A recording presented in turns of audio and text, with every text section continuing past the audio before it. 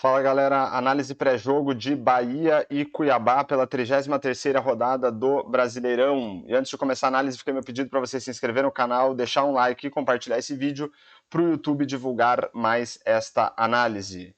E mais um pedido, aguenta aí 5 minutinhos que você vai ter um ótimo raio-x aí desse confronto. Então vamos lá. Começando pelos resultados recentes, considerando o mando de campo, a gente vê que nas últimas 10 rodadas o Bahia fez 4 jogos em casa. Derrota para o Santos e vitórias sobre Internacional, Fortaleza e Fluminense, 75% de aproveitamento para o Bahia.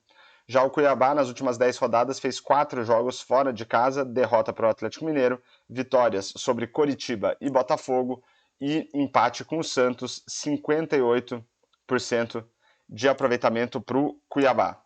Agora vamos olhar para algumas estatísticas dessas partidas. O Bahia, em média, aí, teve 51% de posse de bola, um número aí relativamente mediano para uma equipe mandante.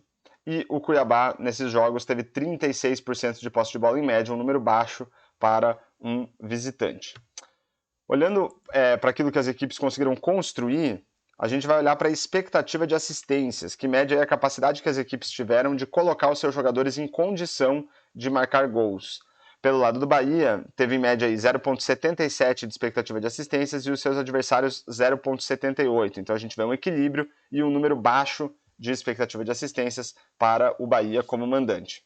Pelo lado do Cuiabá, em média os adversários tiveram 1,6 de expectativa de assistências e o Cuiabá 0,34, um número bem baixo para uma equipe visitante, e a gente vê que o Cuiabá foi superado por muito aí na média pelos seus adversários.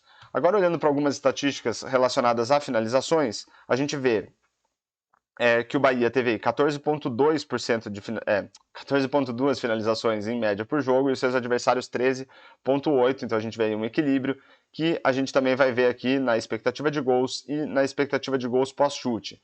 A ideia dessas duas estatísticas é que a gente consiga entender a qualidade que as equipes tiveram nas oportunidades criadas e também nas finalizações propriamente ditas. Então, considerando as oportunidades criadas, a expectativa era que o Bahia tivesse marcado 1,16 gols e os seus adversários 1,17, então a gente vê um equilíbrio, e considerando a qualidade das finalizações,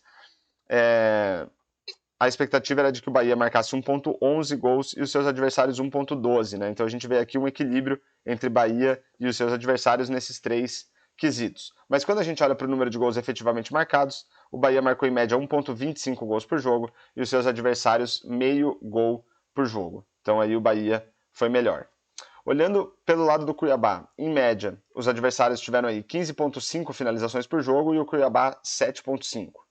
Olhando para as oportunidades criadas, a expectativa era que os adversários marcassem 1,05 gols por jogo e o Cuiabá 0,62, e considerando a qualidade das finalizações, esse número cai para os adversários para 0,76 e para o Cuiabá fica em 0,97. Então o Cuiabá vinha sendo superado, né, pelos seus adversários em número de finalizações e na expectativa de gols, considerando a qualidade das oportunidades, mas quando a gente inclui também a qualidade das finalizações, aí o Cuiabá passa a ser superior. E em termos de gols efetivamente marcados, 0,25 em média para os adversários e 1 gol em média para o Cuiabá. Aí o Cuiabá bem melhor do que seus adversários. De qualquer forma, números de mediano para baixo aqui para o Cuiabá para todas essas estatísticas, né? 3 estrelas para o número de gols e para a expectativa de gols pós-chute, 2 estrelas para finalizações e expectativa de gols.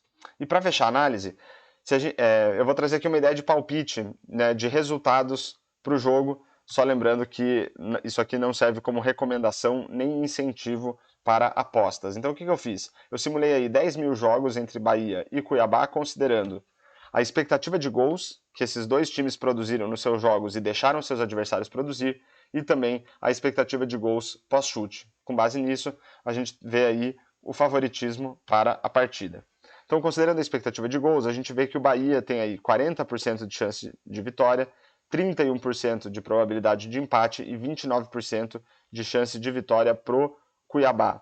Os resultados mais frequentes aí nas simulações, empate em 1-1 e vitória por 1-0 para o Bahia, e depois aqui vitória por 1-0 para o Cuiabá e também empate em 0-0. E quando a gente considera a expectativa de gols pós-chute,